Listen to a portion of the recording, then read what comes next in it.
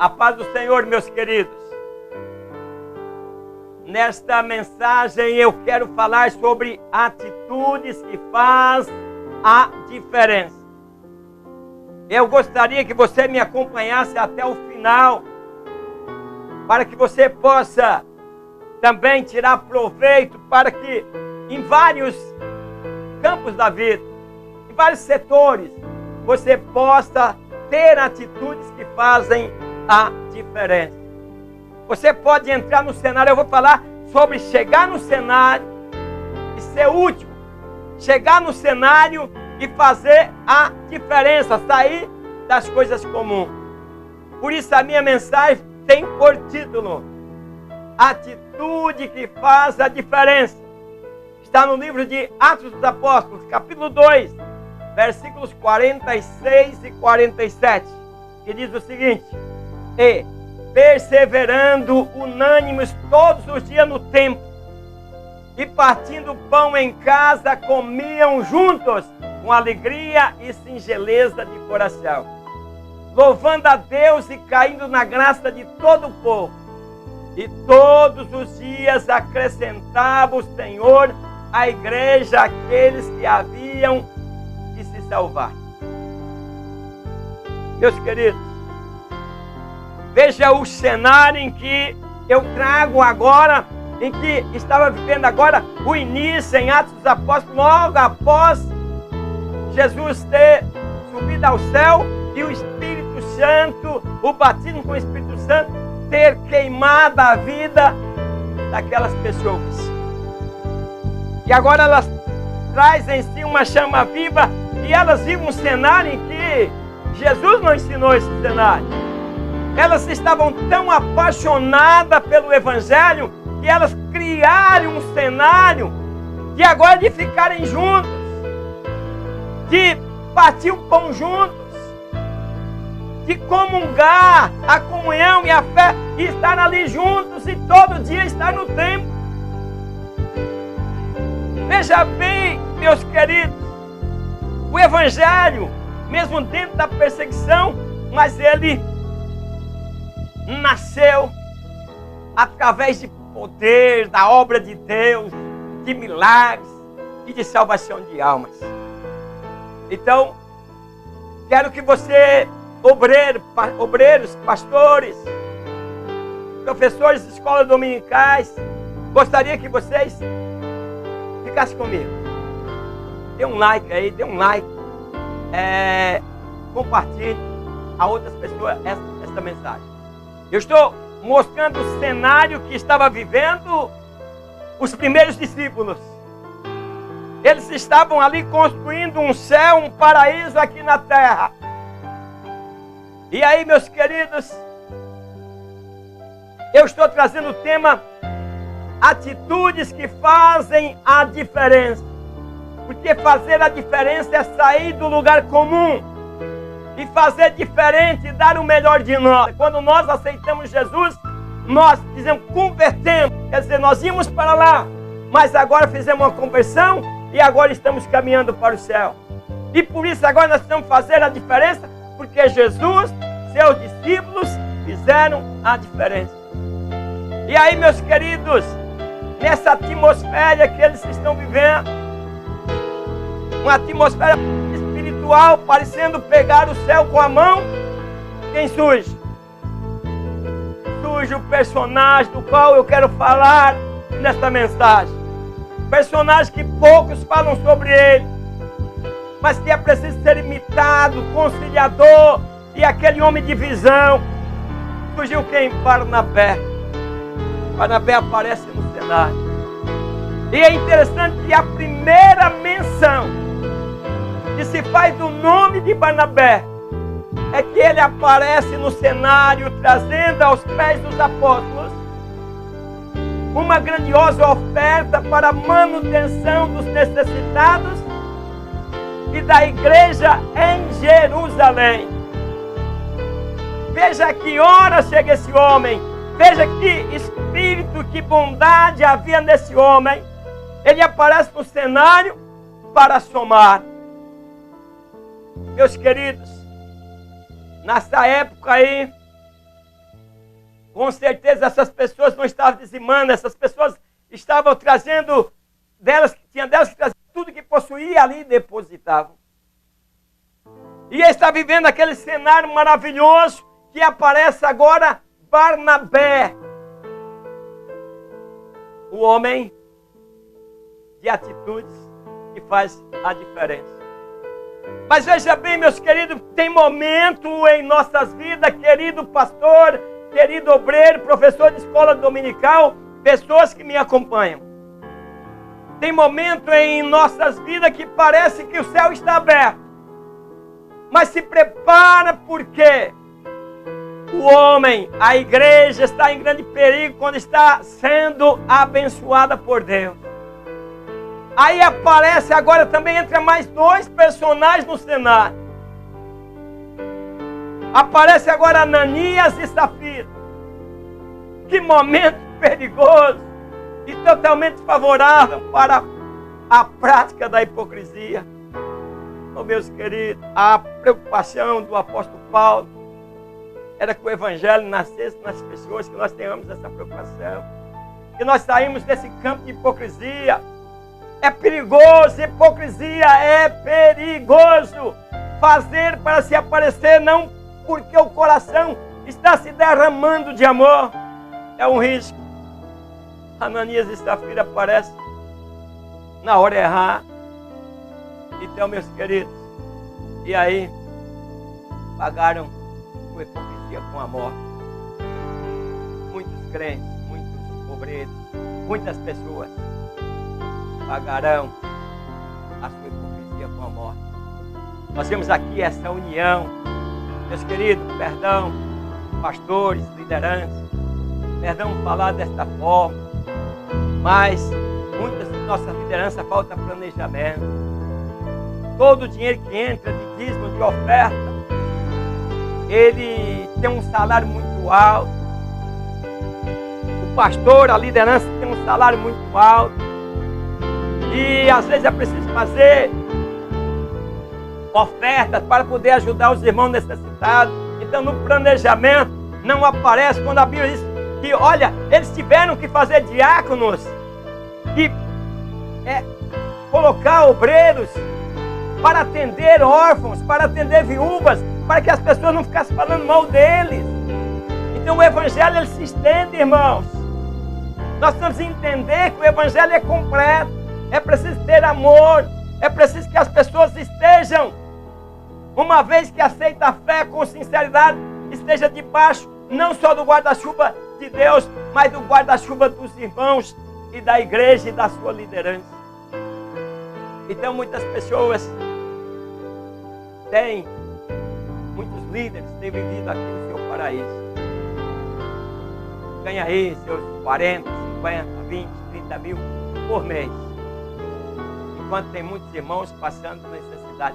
Mas o que eu quero que ele divida é que ele está trabalhando com coisa santa. E ele é pastor. E a Bíblia diz que o pastor dá a vida por suas ovelhas. E é difícil você tolerar aí, me ouvindo, esse discurso. Porque o que nós precisamos? Nós precisamos mostrar realmente, viver o amor. Então, meus queridos, nós temos que entender que a vida é realmente cheia de surpresas. Nela não existem garantias absolutas. Veja como eles estavam vivendo. Na comunhão, no partir do pão. Mas, meus queridos, não há planos à prova de fracasso, nem projetos que não mereçam perfeita confiança. Estou indo para o céu ou para o inferno? Meus caminhos já estão traçados por Deus? O dilúvio já estava planejado? Leia o livro Predestinação ou a Graça de Deus. Para cada pergunta, uma resposta. Mais informações na descrição desse vídeo. Adquira já Predestinação ou a Graça de Deus. Então não se consegue estabelecer as coisas de modo a eliminar todos os riscos. Vocês pensam que não apareceu os aproveitadores? Claro que apareceu. Mas aquela liderança estava trazendo de forma que eles pudessem propagar o reino de Deus. Então o viver, meus queridos, e o arriscar são inseparáveis. Eles caminham sempre de mãos dadas. Todos que voam arriscam-se a quedas. Os que dirigem carro arriscam-se a colisões. Não pense que está livre. Você pode colidir e pode até perder a vida. Os que correm arriscam tropeçar e cair. Então todos nós, quando vivemos, arriscamos alguma coisa. E para servir ao Senhor, nós precisamos estar prontos para as perseguições. Pois nesse mesmo cenário em que eu venho mostrando que aparece Barnabé, uma liderança, que aparece o hipócrita do marido e a esposa, nesse cenário havia e vivia um homem perseguidor e perigoso. E a igreja estava adorando a Deus, caindo na graça e pregando o Evangelho. Quando nós, no dia de hoje, vivemos de braço cruzado. Nesta pandemia, ninguém mais prega o Evangelho. Poucos vão para pregar o Evangelho. Todos se esconderam. Pois tem medo de perder a sua própria vida. E porque também teme, muitas vezes, o que está fazendo as nossas autoridades. Então, aparece no cenário agora um homem perigosíssimo. Um homem que caçava os cristãos, perseguia-os até a morte. Era o cenário que ele estava vivendo, essa alegria, essa comunhão, mas lá existia um homem perseguidor e perigoso. Ele era terrível, era violento contra os seguidores de Jesus. Ele aprisionava os cristãos. E quando a sentença era morte, ele votava a favor. Era um homem que tinha poder. E muitos estavam morrendo. Não pense que a coisa estava simples. Era pior do que a pandemia que nós enfrentamos hoje, que nós nos acovardamos diante dessa pandemia. Graças a Deus tem a rede social para que nós possamos pregar o Evangelho. Então, meus queridos, esse homem que aparece agora nesse cenário tão bonito de comunhão, que aparece não, que vivia a perseguir os que viviam desta forma. Ele, além de torturar, para tentar fazer o cristão, por toda a parte, amaldiçoarem a Cristo. Ele queria que as pessoas amaldiçoassem a Cristo. Estava matando. Ele agia com tanta violência. Ele mesmo chegou a dizer que ele perseguia todos, até os da cidade mais distante. Em terra estrangeira ele ia lá e tinha prazer em ver aqueles cabras serem mortos, serem torturados. Então, meus queridos, você já imaginou que esse terrorista representava para a comunidade apostólica? Você já pensou nisso? Você que está tremendo com qualquer coisa, você vê que Tiago foi morto à espada e outras pessoas foram mortas de formas violentas. E agora, vivendo esse cenário, se trouxesse esse cenário para hoje, queridos, qual seria a nossa posição? Qual seria o tamanho da nossa fé? Mas eles mesmos vivendo nesse cenário, eles viviam o gozo e a alegria do poder de Deus. A graça de Deus estava derramada na igreja.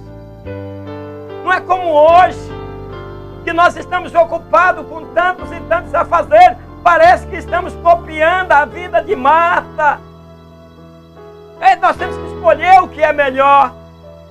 Mas agora a história vai ter seu outro fim. Quando nós abrimos a nossa Bíblia em Atos 9:1, diz assim: Saulo, respirando ainda ameaças de morte contra os discípulos do Senhor, dirigiu-se ao sumo sacerdote. Ah, meus queridos, Paulo, esse é o terrorista de quem eu estava falando. Ele vai ao sumo sacerdote e pega a carta branca para matar, para trazer amarrado aquelas pessoas que confessavam este evangelho. Mas as pessoas continuavam e prosseguiam pregando o evangelho ainda que mostrasse a própria vida. Hoje é fácil aceitar o evangelho, dizer que é crente, virou até moda. Naquela época, aceitar a Cristo era colocar uma espada sobre o pescoço. Mas contudo, a Bíblia diz que milhares de pessoas aceitavam Jesus. Então Jesus quer que nós, meus queridos, possamos verdadeiramente ser discípulos. Nós precisamos, sempre que nós quisermos servir ao Senhor, vamos ter que perder alguma coisa. E Jesus disse: se alguém vier a mim e não aborrecer seu pai, e mãe, e mulher, e filho, e irmãos, e irmãs, e ainda também a sua própria vida, não pode ser discípulo. E acrescenta: qualquer que não levar a sua cruz e não vier após mim, não pode ser meu discípulo. Ele fala aqui, esse termo fica um pouquinho pesado, mas fala em questão de amar menos. Você tem que amar mais a Jesus. Então, meus queridos, ninguém serve a Jesus Cristo sem que nada perca. Ponha isso, deixa de estar reclamando que tua vida... Metamorfose, uma história cinematográfica para rir e chorar. Um conto sobre a vida de uma criança que foi abandonada na selva e vivia entre os animais.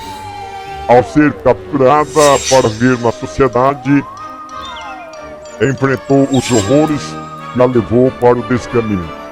Ela enfrentou a selvageria dos civilizados. Foi assediada pelo padrinho, estuprada pelo delegado e por um médico em seu consultório. Foi abusada por aqueles que deviam protegê-la. Metamorfose, um livro que retrata a história de uma formiga inteligente que metamorfoseou em uma bela jovem. Adquira já o seu livro. Mais detalhes na descrição abaixo. Está errado, que tudo está dando errado. São as percas que nós perdemos por abraçar a fé, por esperar em uma cidade que está preparada para nós. Então, quando aceitamos Jesus, na vida todos nós perdemos alguma coisa. Quando desejamos algo bom, temos que perder alguma coisa. Então, afinal, meus queridos, quem não renuncia jamais se tornará discípulo de Cristo. Você precisa ser uma nova criatura. E quando Paulo, agora, meus queridos, vocês conhecem a história, não vou entrar nisso, mas eu vou trazer aqui a importância de um líder de atitude. Quando Paulo, depois de passado por todo aquele processo, aceita Jesus. E aí ele chega em Jerusalém. Aí ele agora procurava ajuntar-se aos discípulos, mas todos temiam, não crendo que ele fosse discípulo. Quem aparece no cenário de novo para fazer uma conciliação? Barnabé apareceu no primeiro cenário para trazer uma volumosa oferta para a comunidade dos irmãos. E agora aparece Barnabé para poder conciliar Paulo com os outros discípulos. Já imaginou onde Barnabé estava colocando a sua reputação? Será que faríamos o mesmo hoje? Não faria, meus queridos. É triste quando nós olhamos para pessoas que elas querem servir a Jesus, levanta, cai. E quando elas vêm para a igreja, as pessoas não acreditam, não ajudam. Faltam os Barnabés da vida. Já pensou o currículo de Paulo? Para você que é exigente, um irmão que caiu e voltou para Jesus, você não aceita mais que ele faça nada. Já imaginou o currículo de Paulo? Para que ele serviria na igreja? Ah, meus queridos, Deus faz as coisas que nós não entendemos. Eu quero dizer o seguinte, meus queridos, o evangelho ele precisa de pontes, de ligação, que promovam, e não de muros de separação que impeçam. Ah, meus queridos, eu tenho visto quantas pessoas que têm pelejado na fé. Eu tenho dó. Ela aceita hoje, ela cai, ela vem de novo. Vamos orar, meus queridos. Essa pessoa está sendo laçada e ela quer se soltar das garras de Satanás. Tem que aparecer algum Barnabé para fazer essa ponte de ligação. Então, meus queridos, nós precisamos aprender a juntar. Nós precisamos aprender a ter atitudes que fazem a diferença. Aí Saulo chega a Jerusalém. Ele procura estar com os discípulos, mas todos temiam, tinham medo. Porque olha o homem que ele é. Então, meus queridos, a vida, nós temos que entender isso. Pastores, professores de escola dominical, obreiros, a vida é um verdadeiro campo de batalha.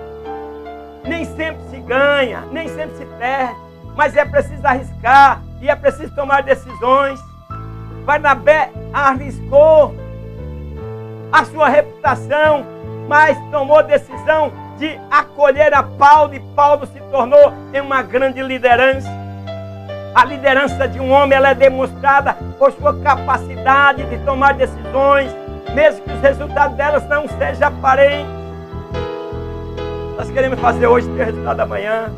Nós não investimos em pessoas que deram a vida na igreja, tiveram perseguição, evangelizaram.